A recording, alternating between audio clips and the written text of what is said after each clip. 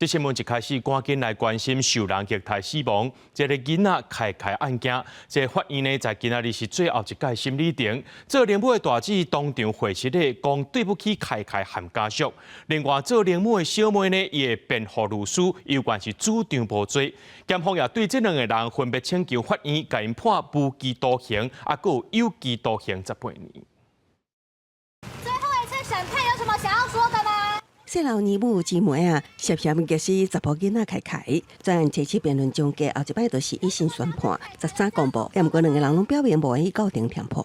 无期徒刑，不得假释。最后一摆审理，由原有人到场为凯凯声援，已经认罪这老财选定上鞠躬回实咧，哪靠哪讲家己毋对，对不起凯凯，对不起家属，对不起社会大众，会承担所有错误，接受所有惩罚。辩护律师团是争取判刑18年，也毋过检方求处无期徒刑，更加请国民法官勇敢判落去。刘彩萱想要一肩扛，律师竟然要为刘若琳脱罪，说她是无罪。主张无罪的妹妹刘若琳，最后定时阶段只表示无话要讲。伊的辩护律师团维持无罪答辩策略，也毋过也补充说明，假设洪判有罪，以无共罪名，建议判10年1个月，还是1年6个月，检方是集体求刑18年。